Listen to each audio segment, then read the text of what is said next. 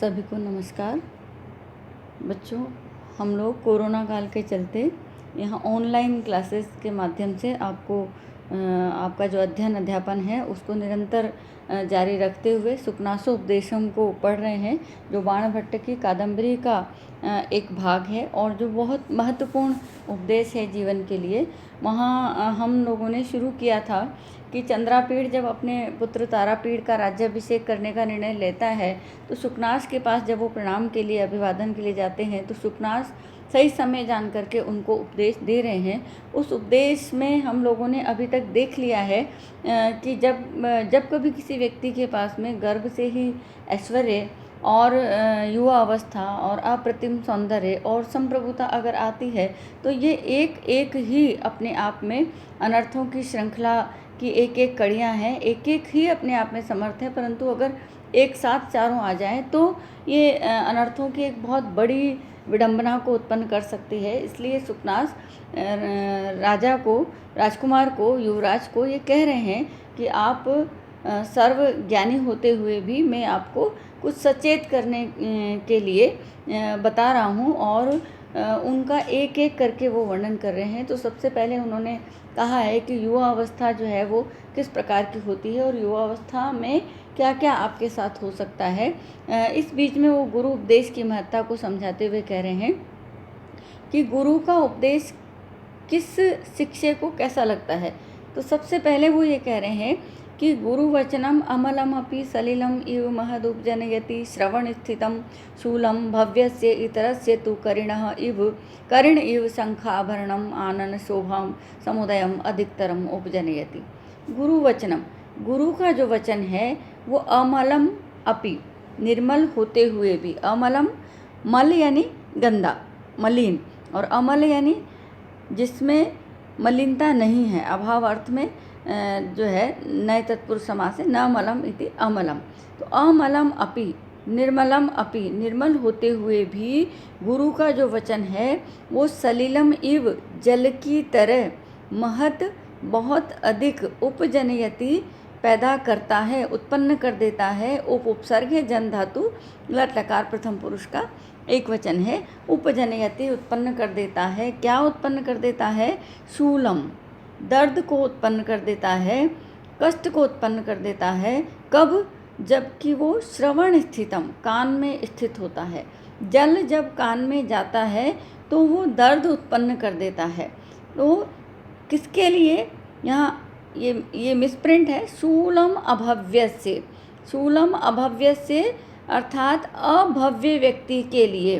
अभव्य, जो भव्य नहीं है, जो अलौकिक नहीं है, जो दिव्य नहीं है, जो शिष्ट नहीं है, जो सभ्य नहीं है, उसके लिए गुरुवचनम, गुरु का वचन, अमलम अपि, निर्मल होते हुए भी, श्रवण स्थितम सलिलम इव, कान में गए हुए जल की तरह, महद शूलम, बहुत अधिक कष्ट को, उपजनयति, उत्पन्न कर देता है।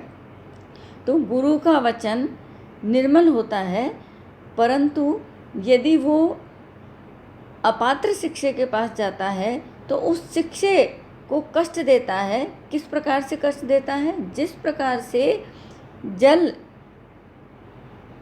पवित्र होता है, जल स्वच्छ होता है, जल निर्मल करता है, जल स्नान के योग्य होता है। आप शरीर के समस्त विकारों को, मलों को दूर करते हुए वो शारीरिक स्वच्छता तो देता ही है, लेकिन स्वास्थ्य भी प्रदान करता है। लेकिन वो जल यदि गलत स्थान पर चला जाता है, यानी कि कान में चला जाता है, तब वो दर्द उत्पन्न करता है। इसी प्रकार से गुरु का जो वचन है, गुरु के जो उपदेश हैं वो निर्मल होते हैं, तो वो स्वस्थ करते हैं, स्वच्छ करते हैं, विकारों को दूर करके और विसंगतियों को दूर करके एक अच्छी शिक्षा प्रदान करते हैं। लेकिन वही गुरु का उपदेश यदि गलत व्यक्ति के पास चला जाता है, अभव्य व्यक्ति के पास चला जाता है, अशिष्ट व्यक्ति के पास चला जाता है, तब वो उसके लिए कष्टकारी होता है। जैसे कि कान में गया हुआ जल। तो कान में गया हुआ जल जिस प्रकार से दर्द उत्पन्न करता है, उसी प्रकार से अयोग्य पात्र के पास गया हुआ जो निर्मल उपदेश है गुरु का, वो भी कष्टकारी होता है। लेकिन इतरस्य तु, दूसरे के तो, यानी कि जो अभव्य है उससे अन्य, उससे अन्य अर्थात भव्य, अर्थात शिष्ट, अर्थात सभ्य और विनम्र, श्रद्धावान। श्रद्धावान शिक्षक के पास यदि उपदेश जाता है तो क्या करता है? कर्ण इव, हाथी की तरह, हाथी की तरह, शंख आभरणम आनन शोभा समुदयम अधिकतरम उपजनयति। शंख आभरणम, शंख के आभूषण की तरह। हाथी के मुख पे बच्चों शंख का एक आभूषण लगा रहता है। तो यदि गुरु का उपदेश सभ्य व्यक्ति के पास चला जाता है तो जिस प्रकार से हाथी का वो शंख का आभूषण जो है वो आनन शोभा समुदयम, आनन अर्थात मुख की शोभा को यानी कि सुंदरता को, और सुंदरता के समुदयम यानी समूह को, अधिकतरम और ज़्यादा, उपजनयति कर देता है। तो जिस प्रकार से शंखों का आभूषण हाथी के मुख की शोभा को बढ़ाता है, उसी प्रकार से गुरु का उपदेश योग्य पात्र के मुख की शोभा को बढ़ाता है। तो यदि वो गलत के पास जाता है तो वहाँ दर्द उत्पन्न करता है, कष्टदायी होता है। लेकिन यदि वो सही स्थान पर जाता है तो वो उसके मुख की शोभा को बढ़ाता है। मुख की शोभा को क्या बढ़ाता है? उपदेश, यानी कि गुरु का जो ज्ञान है वो शिष्य के मुख की शोभा को बढ़ाता है। यानी शिष्य जब बोलेगा तो उसके जो वचन हैं जो गुरु से उसने प्राप्त किए हैं वो उसके मुख की शोभा को बढ़ाते हैं। तो इस प्रकार से गुरु कह रहे हैं, सुखनास कह रहे हैं कि उपदेश गुरु तो निर्मल ही देता है, लेकिन उपदेश यदि गलत पात्र में चला जाता है तो कष्ट उत्पन्न करता है। उपदेश यदि सही पात्र के पास जाता है तो वो उसकी शोभा को बढ़ाता है। दोनों की तुलना किससे की है कि जिस प्रकार जल कान में चला जाता है तो कष्ट देता है, उसी प्रकार शिक्षा यदि अयोग्य पात्र के पास चली जाती है तो वो उसके लिए कष्टदायी होती है।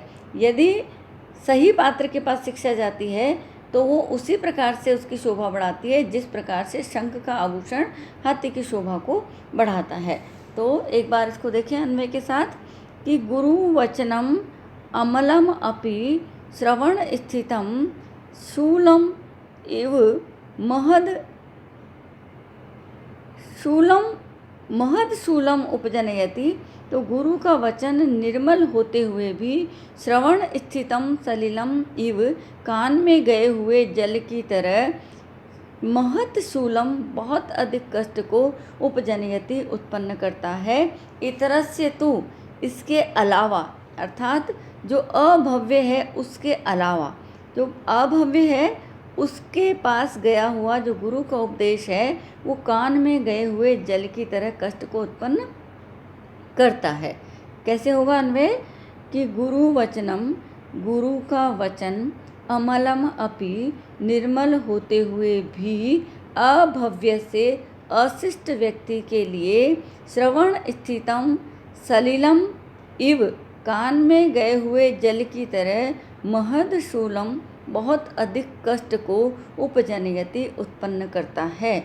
इतरस्य तु, और दूसरे के लिए तो, यानी कि अभव्य से अलग अर्थात कि अशिष्ट से अलग अर्थात कि शिष्ट व्यक्ति के पास तो कर्ण शंख आभरणम आनन शोभा समुदयम अधिकतरम उपजनयति। और अन्य के पास यानी शिष्ट और सभ्य श्रद्धावान विद्यार्थी के पास वही गुरु का जो उपदेश है वो क्या करता है? कर्ण शंख आभरणम इव, हाथी के शंखों के आभूषण की तरह, आनन शोभा समुदयम, मुख के शोभा समूह को, अधिकतरम और अधिक, उपजनयति कर देता है। यानी मुख की सुंदरता को, मुख की शोभा को और अधिक बढ़ा देता है। तो गुरु का उपदेश यदि अश्रद्धावान अविनम्र व्यक्ति के पास जाता है, शिक्षक के पास जाता है, तो वो उसी प्रकार से कष्ट उत्पन्न करता है जिस प्रकार से कान में गया हुआ जल कष्ट उत्पन्न करता है। लेकिन यदि वो उचित पात्र के पास जाता है तो वो उसी प्रकार से उसके मुख की शोभा को बढ़ाता है जिस प्रकार से शंख का आभूषण हाथी के मुख की शोभा को बढ़ाता है। और आगे कह रहे हैं, हरति अतिमलिनम अंधकारम इव दोष जातम प्रदोष समय निशाकर इव, गुरु उपदेश प्रसम हेतुर्वय परिणाम इव पलित रूपेण शीर्षिज जालम अमलीकुर्वन् गुण रूपेण तदेव परिणमयति। हरति और दूर कर देता है। जब सभ्य व्यक्ति के पास जाता है तो उसके मुख की शोभा को बढ़ा देता है और दूर कर देता है। हरति लट लकार प्रथम पुरुष का एक वचन, रे धातु हरण करने के अर्थ में। अति मलिनम अंधकारम इव दोष जातम, अत्यधिक मलिन अंधकार की तरह दोष जातम दोषों के समूह को क्या करता है, दूर कर देता है। दोषों के समूह को दूर कर देता है। गुरु का उपदेश उचित पात्र के पास जा कर के दोषों के समूह को दूर कर देता है। और उपमा दे रहे हैं यहाँ पर कवि, और कैसे कैसे दूर कर देता है। प्रदोष समय निशाकर इव, प्रदोष समय, प्रदोष के समय यानी कि रात्रि के समय जब निशाकर चंद्रमा अंधकारम अंधकार को जिस प्रकार से हरति दूर कर देता है, उसी प्रकार से गुरु का जो उपदेश है वो दोष जातम दोषों के समूह को दूर कर देता है। और प्रदोष समय निशाकर इव अति मलिनम अंधकारम इव दोष जातम, अत्यधिक मलिन अंधकार की तरह जो दोषों का समूह है उसको हरति दूर कर देता है। तो यहाँ क्या कह रहे हैं कि जिस प्रकार से रात्रि के समय चंद्रमा, दिन में सूर्य करता है लेकिन रात्रि के समय चंद्रमा जैसे अत्यधिक गहन अंधकार को दूर कर देता है, उसी प्रकार से गुरु का उपदेश उस अंधकार की तरह जो दोषों का समूह है विद्यार्थी के अंदर, शिक्षक के अंदर, उसको वो दूर कर देता है। और कह रहे हैं आगे कैसा होता है गुरु का उपदेश। गुरु उपदेशः, गुरु का उपदेश प्रशम हेतु, शांति का कारण होता है। गुरु का उपदेश शांति का कारण होता है, अर्थात गुरु का उपदेश शांति प्रदान करने वाला होता है। गुरु के उपदेश से अशांति समाप्त होती है और शांति मिलती है। और क्या करता है, वयः परिणाम इव, उम्र के परिणाम की तरह, जैसे उम्र का परिणाम होता है, अर्थात उम्र जो कारण है उसका परिणाम है। यानी उम्र जैसे जैसे बढ़ती है वैसे वैसे जो ज्ञान प्राप्त होता है वो गुरु के द्वारा बिना उम्र के ही प्राप्त हो जाता है। तो वयः परिणाम इव, उम्र के परिणाम की तरह, पलित रूपेण, अंधकार वृद्धावस्था के रूप में, शिरसिज, शिरसिज मतलब बाल, शिरसी जायते इति शिरसिज। तो शिरसी सप्तमी विभक्ति है और उसमें जन धातु है, ड प्रत्यय है। शिरसिज यहाँ पर सरसिज की तरह बना है। सरसिज में सरसी जायते इति, तो सरसी जल के अंदर जो उत्पन्न होता है कमल को कहते हैं, लेकिन शिरसी जायते सिर में जो उत्पन्न होते हैं, क्या उत्पन्न होते हैं, सिर में केश उत्पन्न होते हैं। तो शिरसिज का मतलब है केश। तो शिरसिज जालम, केशों के समूह को यानी कि बालों को, अमली कुर्वन, निर्मल करते हुए यानी कि सफ़ेद करते हुए। वृद्धावस्था के परिणाम स्वरूप क्या हो जाता है, बाल सफ़ेद हो जाते हैं। तो वह परिणाम इव, उम्र के परिणाम की तरह, पलित रूपेण वृद्धावस्था के रूप में, शिरसिज जालम अमली कुर्वन, सिर के जो बाल हैं उनको निर्मल करते हुए, गुण रूपेण तदेव परिणमयति, उन्हीं को गुण रूप में परिणमित कर देता है। गुरु का उपदेश क्या करता है कि कह रहे हैं कि वो अंधकार की तरह जो दोष होते हैं उनको वो समाप्त कर देता है। पहली बात तो कह रहे हैं कि जैसे रात्रि के समय चंद्रमा अंधकार को दूर कर देता है, तो गुरु भी उसी प्रकार से अपने उपदेश से अंधकार की तरह लगने वाले दोषों के समूह को समाप्त कर देता है। और आगे उससे भी बड़ी बात कह रहे हैं कि न केवल समाप्त करता है बल्कि वो उन्हीं दोषों को गुण के रूप में परिणमित कर देता है ना। वयः परिणाम इव पलित रूपेण शिरसिज जालम अमली कुर्वन। तो जैसे वृद्धावस्था क्या करती है कि बाल वही रहते हैं लेकिन वो जो काले होते हैं उनको सफ़ेद कर देती है। तो वृद्धावस्था क्या करती है, काले बालों को सफ़ेद कर देती है। तो गुरु का उपदेश क्या करता है, काले जो काम है उनको सफ़ेद कर देती है। यानी कि जो कलुषित कर्म है उन्हीं को वो उज्जवल कर्म में परिणमित कर देती है। यानी कि वो जो शक्ति है विद्यार्थी के पास, शिक्षक के पास, जो कि वो गलत काम की तरफ लगा रहा है, उसी शक्ति को वो सही काम की तरफ लगा देती है, तो लगा देता है उपदेश। तो क्या करता है, वो दोष को गुण में बदल देता है। कैसे? बहुत सुंदर तुलना, बहुत सुंदर उपमा यहाँ दी है कि जैसे उम्र के परिणाम स्वरूप जो बाल हैं वो सफ़ेद हो जाते हैं। तो यहाँ दोनों उपमाओं की सटीकता कैसे है कि जैसे बाल वही है, लेकिन वो पहले काले होते हैं युवा अवस्था में, और जैसे जैसे उम्र बढ़ती है वही बाल सफ़ेद हो जाते हैं। तो यहाँ गुरु के उपदेश से उसकी तुलना कर रहे हैं उम्र के परिणाम की। तो क्यों उसमें बहुत ज़्यादा समानता है कि गुरु का उपदेश वही काम करता है जो उम्र बालों के साथ करती है, यानी उम्र काले बालों को सफ़ेद में बदल देती है। इसी प्रकार से गुरु का उपदेश जो है वो कलुषित कर्मों को उज्ज्वल कर्मों में, बुरे कार्यों को ही अच्छे कर्मों में बदल देती है। उसको समाप्त नहीं करती बल्कि उनको अच्छे के अंदर बदल देती है। यानी कि जैसे मान लीजिए कि किसी के पास धन है, तो धन से अहंकार आता है, धन से बहुत सारे दुर्गुण आते हैं। लक्ष्मी के स्वभाव का वर्णन करते हुए आगे बहुत सारा बताएंगे। लेकिन उसी धन को यदि हम किसी के प्रति दया में लगाते हैं, दान में लगाते हैं, किसी अच्छे काम में लगाते हैं, तो वही धन जो है वो गुण के रूप में बदल जाता है। तो इस प्रकार से गुरु बताता है कि जैसे धन को कहाँ लगाना चाहिए, युवा अवस्था में जो आपके पास ऊर्जा है उसको कहाँ लगाना चाहिए, यदि आपके पास सौंदर्य है तो उसको कैसे जो है गुण के रूप में परिणमित करना चाहिए। अगर आपके पास में कुछ पावर्स आई है, सत्ता आई है, तो उस सत्ता को कहाँ लगाना चाहिए। तो गुरु क्या करता है, वही जो जिसे कहें कि वही ताकत, वही शक्ति, वही जो आपकी जो क्रियाएं हैं, उन क्रियाओं को जो किसी माया के कारण, भ्रम के कारण या फिर परिस्थिति के कारण जो दोष है, उस दोष को ही वो गुण के रूप में परिणमित कर देता है। तो गुरु का उपदेश क्या करता है कि प्रदोष समय निशाकर इव, रात्रि के समय चंद्रमा की तरह, अति मलिनम अंधकारम इव दोष जातम, अत्यधिक मलिन अंधकार की तरह जो दोषों का समूह है उसको हरति दूर कर देता है। और प्रशम हेतुर वयः, शांति का कारण स्वरूप जो गुरु उपदेश है, गुरु का उपदेश है, वो वयः परिणाम इव, उम्र के परिणाम की तरह, पलित रूपेण, वृद्धावस्था के रूप में, सफ़ेद रूप में, सिरसिज जालम, जो सिर के बाल हैं उनको, जो केश हैं उनको, अमली कुर्वन, निर्मल करते हुए, तद एव, इस बात को हम ध्यान रखें बच्चों कि तद एव, उसी को वो ख़त्म नहीं करता। मतलब ऐसा नहीं है कि बाल सिर पे से चले जाते हैं और फिर नए बाल आते हैं, वहाँ दूसरे लगाए जाते हैं। बाल वही है, स्थान वही है, उनकी जड़ें वही है, लेकिन वो काले से सफ़ेद हो जाते हैं। यानी कि वो कलुषता को ख़त्म करके और निर्मलता को, उज्ज्वलता को वहाँ पर सफ़ेदी को ले आती है उम्र। तो जैसे उम्र बालों के साथ करती है, वैसे ही गुरु जो है वो व्यक्ति की जो ताकत है, जो उसके जो कर्म हैं, उन कर्मों को अच्छे कर्मों की तरफ बदल देता है।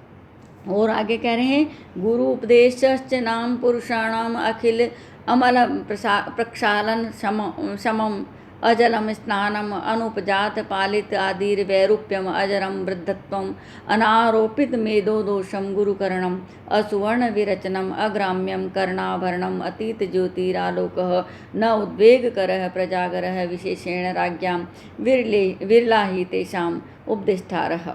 तो गुरु उपदेशश्च, और गुरु उपदेशः च यानी कि और कैसा होता है गुरु का उपदेश। गुरु के उपदेश की विशेषताओं को बताते हुए आगे बढ़ते हुए कह रहे हैं, गुरु उपदेशश्च, और जो गुरु का उपदेश है वो पुरुषाणाम, पुरुषों का, अखिल मल, संपूर्ण मलिनता को, प्रक्षालन, धोने में, समम, समर्थ होने वाला, अजलम स्नानम, बिना जल का ही स्नान है।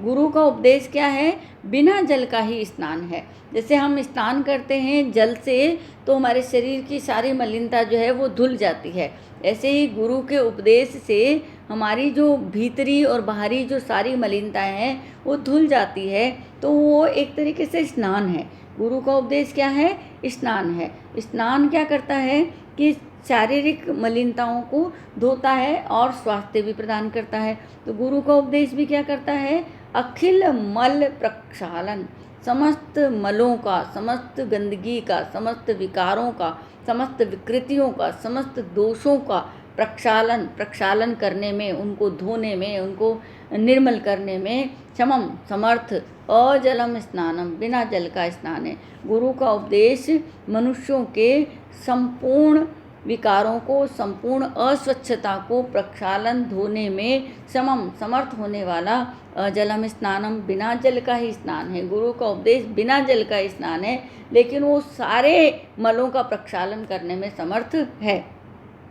तो पुरुषों के सारे मलों का, सारी अस्वच्छताओं को, सारी गंदगी को प्रक्षालन धोने में, साफ करने में, निर्मल करने में समर्थ रहने वाला अजलम स्नानम, बिना जल का स्नान है। और अनउपजात, बिना उत्पन्न किए, पलित आदि, वृद्धावस्था आदि, सफ़ेद बाल आदि, वैरूप्यम, विरूपता को, कुरूपता को, सफ़ेद बाल आदि की कुरूपता को पैदा किए बिना ही अजरम, बिना वृद्धावस्था का वृद्धत्व है।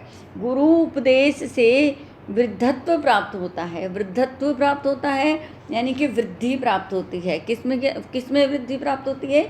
ज्ञान में वृद्धि प्राप्त होती है। तो ज्ञान क्या कहते हैं बच्चों कि जैसे जैसे अनुभव होता है वैसे वैसे ज्ञान बढ़ता है, और मनुष्य जैसे जैसे बड़ा होता है वैसे वैसे उसका ज्ञान बढ़ता है। ज्ञान कैसे बढ़ता है कि वो देखता है, सुनता है, समझता है और फिर वो करता है। कभी कभी वो गलती करता है, फिर वो गलती से सीखता है, फिर अगली बार उस गलती को नहीं करता है। अगर कोई दूसरी गलती करता है तो फिर उससे सुधार करता है, और इस तरीके से उसकी सीखने की एक अनवरत प्रक्रिया जो है वो उम्र के साथ साथ बढ़ती चली जाती है। तो धीरे धीरे क्या होता है कि हम ये कहते हैं कि बाल सफ़ेद हो गए हैं, तो इसका मतलब ये है कि इसको अनुभव बहुत ज़्यादा है, यानी कि ज्ञान बहुत ज़्यादा है, और वो सारा अनुभव उसने अनुभव से लिया है, सारा ज्ञान जो है उसने अनुभव से लिया है। लेकिन गुरु का उपदेश, ऐसा उपदेश जो है वो बिना वृद्धावस्था तक पहुँचे ही, बिना गलती किए ही, बिना त्रुटि किए ही, वो पहले ही उसको वो सब ज्ञान प्राप्त हो जाता है जो कि अगर धीरे धीरे लिया जाए तो वो वृद्धावस्था तक प्राप्त होता है। तो बिना वृद्ध किए हुए वृद्धत्व प्राप्त होता है, यानी कि बुढ़ापे से पहले, वृद्धावस्था से पहले ही गुरु के उपदेश के द्वारा विद्यार्थी उतना परिपक्व हो जाता है, उतना समझदार हो जाता है, उतना जिसे कहें कि ज्ञानी हो जाता है, जितना दुनिया को देख करके, जान करके, समझ करके वृद्ध होते होते जो ज्ञान प्राप्त होता है वो गुरु के उपदेश से वैसे ही प्राप्त हो जाता है। तो गुरु का उपदेश क्या है? स्नान है। लेकिन वो स्नान कैसा है? बिना जल का स्नान है। लेकिन वो क्या कर देता है? सारे मलों का प्रक्षालन कर देता है, सारी मलिनताओं का प्रक्षालन कर देता है। और गुरु का उपदेश क्या है? गुरु का उपदेश वृद्धत्व है। लेकिन वृद्धत्व कैसा है? जो सामान्य वृद्धत्व होता है उसमें तो वृद्धावस्था आती है, बाल सफ़ेद हो जाते हैं, तब जा कर के उसको ज्ञान प्राप्त होता है। लेकिन गुरु का उपदेश वृद्धत्व तो है, लेकिन अनुपजात पलित आदि वैरूप्यम, पलित आदि, सफ़ेद बाल आदि कुरूपता को बिना पैदा करने वाला अजरम, बिना वृद्धावस्था वाला वृद्धत्व है। गुरु का उपदेश जो है वृद्धत्व है। वृद्ध मतलब बढ़ना, वृद्ध धातु है बढ़ने के अर्थ में, और त प्रत्यय, वृद्ध मतलब जो बड़ा हो गया है, जो बढ़ गया है। तो मनुष्य बढ़ तो जाता है लेकिन वृद्ध नहीं होता। कैसे? गुरु के उपदेश से। गुरु के उपदेश से उस ज्ञान में बड़ा हो जाता है लेकिन उम्र में बड़ा नहीं होता है। तो ये ऐसी वृद्धावस्था है जिसमें शारीरिक वैरूप्य नहीं आता, शारीरिक कुरूपता नहीं आती। जब बहुत वृद्ध होते हैं तो मनुष्य जो है वो शारीरिक जो उसका ऊर्जा है, जो उसका जो सौंदर्य है, वो जो उसका आकार प्रकार है, उसकी संरचना में शिथिलता आती है और वो दिखाई देने में कुरूप हो जाता है। तो इस तरीके से वो कह रहे हैं कि कुरूप नहीं होता, वृद्ध नहीं होता, लेकिन ज्ञान में वृद्ध हो जाता है। ये सब गुरु के उपदेश का चमत्कार है। और क्या करता है गुरु का उपदेश? अनारोपित, बिना आरोप किए, बिना चढ़ाए। क्या चढ़ाए? मेदो, चर्बी का दोषम, दोष, चर्बी का दोष चढ़ाए बिना ही गुरु कर्णम, गुरु बनाने वाला है। तो शरीर में बच्चों क्या होता है कि शरीर भारी होता है, शरीर बड़ा होता है। शरीर बड़ा कैसे होता है? शरीर में तो जो अस्थियां हैं और जो मज्जा है और जो रक्त आदि है उसका एक आकार है, लेकिन अगर उसके अंदर चर्बी चढ़ जाती है तो वो शरीर दिखाई देने में वही शरीर बड़ा दिखाई देने लगता है। जो वृद्धावस्था जब जैसे वृद्धावस्था आए बिना ही ज्ञान हो जाता है, ऐसे ही बिना चर्बी के ही शरीर में जो है गुरुता आती है। गुरुता आती है मतलब गरिमा आती है। गरिमा आती है मतलब भारीपन आता है। भारीपन उस तरीके का नहीं, भारीपन ये है कि उसके अंदर ज्ञान का भारीपन आता है, और लेकिन चर्बी आदि दोष नहीं आते। अनारोपित मेदो दोषम, मेद आदि के, चर्बी आदि के दोष को उत्पन्न किए बिना ही गुरु करणम, गुरु कर देने वाला है, यानी कि भारी कर देने वाला है। तो गुरु का उपदेश क्या है? स्नान है, बिना जल का स्नान है जो समस्त मलों का प्रक्षालन कर देता है, बिना कुरूपता उत्पन्न करने वाला, बिना वृद्धावस्था लाने वाला वृद्धत्व है, और बिना चर्बी लाए हुई गुरुकरण है, यानी कि बिना चर्बी लाए ही शरीर में गुरुता करने वाला है। और असुवर्ण विरचनम अग्राम्यम कर्णाभरणम, और असुवर्ण विरचनम, बिना सोने के निर्माण के ही, अग्राम्यम सौम्य, ग्राम्य मतलब ग्रामीण, ग्रामीण मतलब यहाँ पर थोड़ा शहर में, शहर और गांव में जो शब्द लक्षणार्थ में लिए जाते हैं, तो ग्राम्य का मतलब ये है कि गांव में थोड़ा अनगढ़ होता है हर चीज़, और शहर में जो है वो थोड़े जिसे कहें कि गठित होते हैं, सुसंरचित होते हैं, जिसे कहें कि उनमें उनके शिष्टाचार में नागरीय गुण होते हैं। तो यहाँ स्वर्ण के संदर्भ में जब अग्राम्य शब्द का प्रयोग किया है, तो अग्राम्य का मतलब होता है कि अगढ़, जो सही तरीके से गढ़े नहीं गए हैं, बने नहीं गए हैं, उस तरीके से। असुवर्ण विरचनम अग्राम्यम कर्णाभरणम, कानों का आभूषण है, बिना सोने का ही, बिना सोने का ही जो है वो आभूषण है। जो आभूषण बनते हैं कान में हम पहनते हैं तो वो स्वर्ण आदि के बनते हैं, लेकिन गुरु का उपदेश कान का आभूषण है। गुरु का उपदेश ऐसा कान का आभूषण है जो स्वर्ण का बना हुआ नहीं है। तो गुरु का उपदेश क्या है? बिना जल का स्नान है। गुरु का उपदेश क्या है? बिना वृद्धावस्था की कुरूपता का वृद्धत्व है। गुरु का उपदेश क्या है? बिना चर्बी के ही गुरुत्व है। और गुरु का उपदेश क्या है? बिना स्वर्ण का ही कर्ण का आभूषण है, कानों का आभूषण है। और अतीत ज्योतिर आलोक, अतीत ज्योति, ज्योति जिसमें से चली गई है, ज्योति मतलब जगमगाहट, चमक, बिना चमक का ही आलोक है, आलोक है। ऐसा आलोक है, ऐसा प्रकाश है जिसमें चमक नहीं है, चमक नहीं है, यानी उसमें जगमगाहट नहीं है, जिसमें ज्योति नहीं है, यानी कि चमकीला वो दिखाई नहीं देता, फिर भी वो आलोक है, प्रकाश है, जिस प्रकाश में सब कुछ स्वच्छ हो जाता है, सब कुछ दिखाई देता है, सब कुछ स्पष्ट हो जाता है, कोई भ्रम नहीं रहता, इस प्रकार का वो आलोक है। लेकिन उस आलोक में चमक नहीं है, बिना चमक का ही आलोक है।